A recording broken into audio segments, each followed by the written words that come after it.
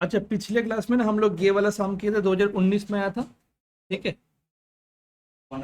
एकदम एकदम एकदम। तो यहाँ पे 2019 में भी जनरल का एक क्वेश्चन आया था जहाँ पे एफओबी ऑलरेडी गिवन है। दैट मीन्स हम लोग का एफओबी गिवन है, मतलब ये वाला गिवन है। तो हम लोग यहाँ से शुरू कर देंगे। तो एफओबी के बाद हम लोग एडजस्टमेंट करते हैं 10(2) का, ठीक है। तो एफओबी के बाद हम लोग एडजस्टमेंट करेंगे 10(2) का। 10(2) का एडजस्टमेंट का मतलब क्या होता है? टू याद रखना, फ्रेट एंड इंश्योरेंस। टू से याद रखना फ्रेट एंड इंश्योरेंस। तो एफओबी में क्या हो जाएगा? Freight and insurance. Freight from importing country कितना लगा था? 3 लाख लगा था बाई ईयर, ठीक है। तो हाँ, तो यहाँ पे 3 लाख हो जाएगा। और इंश्योरेंस का अमाउंट यहाँ पे क्या अवेलेबल नहीं है? जब इंश्योरेंस का अमाउंट अवेलेबल नहीं होता है, हम लोग क्या करते हैं? अगर इंश्योरेंस का अमाउंट अवेलेबल नहीं है तो हम लोग क्या करते हैं? 1.125% ऑफ द एफओबी कर देते हैं। यहाँ पे एफओबी कितना है? 30 लाख है। तो 30 लाख का ही 1.125 पर कर दोगे तो 33,750 आ जाता है। तो एसेसेबल वैल्यू क्या हो जाएगा ऐड करके? इंश्योरेंस पेमेंट किया है बट अभी तक वो इसका अमाउंट नहीं पता है, ठीक है। तो इंश्योरेंस इंफॉर्मेशन नॉट अवेलेबल है। इंफॉर्मेशन तुम्हारा अवेलेबल नहीं तो क्या हो गया? ठीक है, तो ये हो गया तुम्हारा इजी सम था, बहुत इजी। तो कोई दिक्कत नहीं है, ठीक है। इसके बाद हम लोग बाकी सम्स करने वाले। पिछले क्लास के ये वाला सम में यहाँ पे कर दो तो 902987, बस ये वाला अमाउंट आएगा ना। तो इसीलिए बोले थे बाद में, उसके बाद मैं भूल गया। यही वाला अमाउंट यहाँ पे पोस्ट कर दो, ठीक है। जो 2019 वाला सम हम लोग करवाए थे, ठीक है। हाँ, उपासना कर रहे हो। चलो, अभी हम लोग ये वाला सम करने वाले हैं। तो यहाँ पे क्या हो जाएगा तुम्हारा? XYZ लिमिटेड इंपोर्ट किया सर्टेन मशीनरी फ्रॉम जापान, ठीक है, बहुत अच्छा कंट्री है।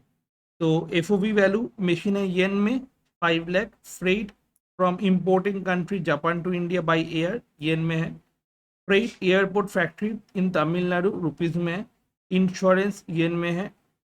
डिसाइनिंग चार्जेस तुम्हारा चार्जेस पेड येन में है। Landing charges 1% of CIF value है। और कमीशन इंडियन एजेंट में रुपीज़ में है 5% of FOB। Exchange rate notified by CBIC 1 yen का है 0.50, 2020 में आया था, ठीक है। चलो जल्दी से हम लोग शुरू करते हैं। अच्छा, तो ये वाला सम में क्या दिया हुआ है? पहले 5 लाख का FOB दिया हुआ है, ठीक है। वैल्यू ऑफ द मशीनरी दिया हुआ है 5 लाख। उसके बाद तुम्हारा डिजाइनिंग चार्जेस यहाँ पे दिया हुआ था 75,000। तो डिजाइनिंग चार्जेस प्लस करके फ्री ऑन बोर्ड हम लोग निकाल लिए। ये अगर डायरेक्ट फ्री ऑन बोर्ड रहता है तो तुम ऐसे भी कर सकते हो, फ्री ऑन बोर्ड ऊपर, उसके बाद डिजाइनिंग चार्जेस लिख के फिर फ्रेट इंश्योरेंस कमीशन सब प्लस करके एक बार में एसएसएल वैल्यू निकाल सकते हो। जब ट्रांजेक्शन वैल्यू रहेगा तब ऐसे करना, ठीक है। जैसे 2019 वाला क्वेश्चन में यहाँ पे ट्रांजेक्शन वैल्यू था, एफओबी नहीं था, ठीक है। यहाँ पे ट्रांजेक्शन वैल्यू तो एफओबी नहीं था। तो एफओबी नहीं है तो क्या करना? यहाँ पे ट्रांजेक्शन वैल्यू लिख के पहले डिजाइन करके तो फिर एफओबी निकालना, ठीक है। जहाँ पे तुम्हारा एफओबी डायरेक्ट दिया हुआ है तो एफओबी तुम ऐसे भी लिख के कर सकते हो, कोई दिक्कत नहीं होने वाला है। फिर यहाँ पे तुम्हारा commission paid to Indian agent दिया हुआ है रुपीज इतना, 5% ऑफ द एफओबी। तो एफओबी के ऊपर 5% चार्ज करना होगा, जो कि है 5 लाख। 5 लाख के ऊपर तुमको 5% चार्ज करना होगा, ये हो जाएगा तुम्हारा 25,000, ठीक है। तो सारा मिला के तुम्हारा हो जाता है 7 लाख। और ईएन को तुमको किस में कन्वर्ट करना होगा? रुपीज में कन्वर्ट करना होगा। तो ईएन को रुपीज में कन्वर्ट करने के क्या है? 0.50 करके। तो ईएन है 7 लाख इंटू 0.50 कर दोगे तो वो रुपीज में कन्वर्ट हो जाएगा। ये गया तुम्हारा 2020 वाला सम, ठीक है। इसके बाद हम लोग करने वाले 2020 का ही जनरल वाला सम, ठीक है। फटाफट देख लो एक बार। ये वाला क्वेश्चन तो जनरल वाला यहाँ से ही कर लेंगे। जनरल में क्या बोला था? डायरेक्ट क्वेश्चन में दिया हुआ है एफओबी 12 लाख। उसके बाद freight from importing country France to India by air 3 lakh. तो 12 लाख का कितना परसेंट? 20%।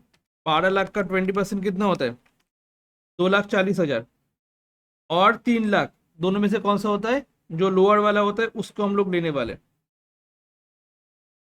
एक्चुअल 3 लाख और 20% of FOB value, that is 2,40,000। जो इसमें लोअर होता है उसको हम लोग लेने वाले। तो 3 लाख और 2,40,000 में 2,40,000 लोअर होता है,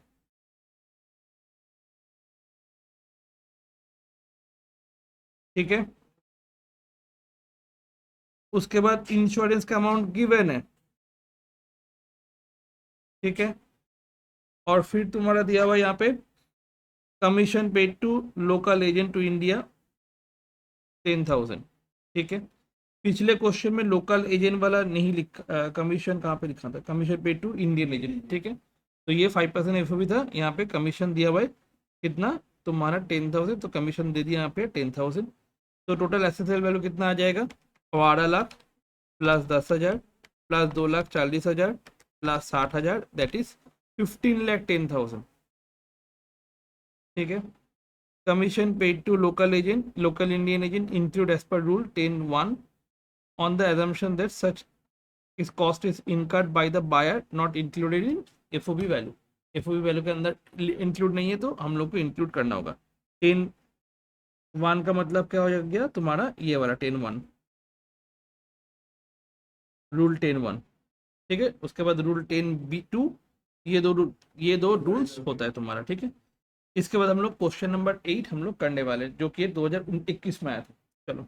अच्छा अच्छा, ये वाला एक बस सोल्यूशन देख लो। तो एफओबी का दिया हुआ था, फ्रेट का दिया हुआ था, दैट मीन्स हम लोग को क्या करना होगा, इसका 20% और freight which ever is lower. तो हम लोग जो कम आया वो वाला लेने वाले।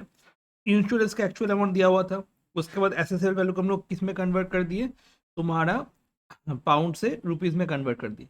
उसके बाद मेरे को बोल रहा था कि बेसिक कस्टम ड्यूटी कितना होगा वो निकालो, जो कि 10% था इसके ऊपर। उसके बाद SWS कितना होगा, ये बेसिक कस्टम ड्यूटी के ऊपर होने वाला है। तो total accessory value BCD and SWS मिला के कितना होता है ये। उसके बाद बोल रहे हैं एडिशनल ड्यूटी निकालो अंडर सेक्शन 37 जो कि IGST में, इसके ऊपर हम लोग को 18% करना होता है। ये आ जाएगा additional duty for compensation cess, कुछ नहीं है तो डैश है। और कॉस्ट ऑफ इम्पोर्टेड आर्टिकल्स या फिर लैंडेड वैल्यू ये आ जाएगा। अब टोटल कस्टम ड्यूटी अगर तुमसे पूछा जाएगा तो क्या करोगे, BCD था तुम्हारा 3,44,400, SWS है तुम्हारा 34,440। हाँ, अगर अगर नहीं है तो नहीं लिखोगे ना, अगर हाँ परसेंटेज रहेगा तो 6,88,111 कोई सेम एकदम दिखाया था। तो कैसे कंपल्सरी इसका आता है, चलो जल्दी से लिख लो। वन, हाँ 10,66,951 टोटल कस्टम ड्यूटी। ठीक है। इसके बाद 2021 वाला करने वाले, 2021 वाला करने वाले। उसके बाद 2022 जनरल। 2021 का एक बार देख लो, यहाँ से हो जाएगा। एफओबी गिवन है डॉलर में, एक बार में कन्वर्ट करना। हाँ, ये बार बार वो मेरे को फालतू लगता है। ठीक है। उसके बाद फ्रेट इंपोर्टिंग कंट्री 6250, तो 6250 और 20% ऑफ एफओबी जो कि आता है $5,000, तो हम लोग 5,000 लेने वाले। ठीक है। उसके बाद तुम्हारा इंश्योरेंस का कुछ दिया हुआ है, transit insurance not ascertainable, that is 1.125% of FOB value. तो 1.125% ऑफ ये तुम्हारा एफओबी के ऊपर होने वाला है, तो होने वाला है 281,125। अब एसएसएल वैल्यू निकल गया तुम्हारा कितना, जितना निकला है उसके साथ तुम क्या करोगे, 80 को मल्टीप्लाई कर दोगे तो ये रुपीज़ में कन्वर्ट हो जाएगा जैसे हम लोग करते थे पहले। ठीक है। ये गया तुम्हारा 2021 का जनरल। एफओबी दिया हुआ है 4,000, रेट दिया हुआ है 1,000, तो 20% ऑफ एफओबी और ये 800 होने वाला है। 20% एफओबी मतलब क्या होता है, 4,000 का तुम्हारा 20% ना। उसके बाद डिज़ाइन डेवलपमेंट दिया हुआ है 115 रुपये, वो नहीं लिया, लेना होगा। ठीक है। वो लोग एसम्पशन लिया कि इंक्लूड था इसमें।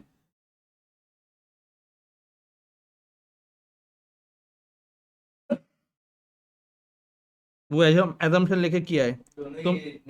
हाँ, तो दोनों ही डिज़ाइन वाला नहीं लिया, ये वाला तो डिज़ाइन नहीं आने वाला है। ठीक है। और इंश्योरेंस का नहीं अवेलेबल है, तो डिज़ाइन लिख देना, इंश्योरेंस का अवेलेबल नहीं है, तो हम लोग को 1.125% ऑफ एफओबी करना है। और एक्सचेंज रेट तुम्हारा है 80 में उसको कन्वर्ट कर देना होगा। ठीक है। इंडिया में हाँ, इंडिया में तो वही वो नहीं आने वाला। 2022 जनरल है।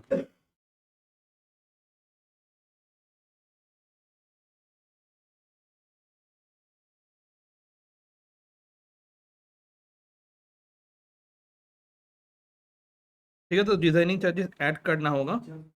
तो डिज़ाइनिंग चार्जेस ऐड करने के बाद क्या होने वाला है बताते हैं।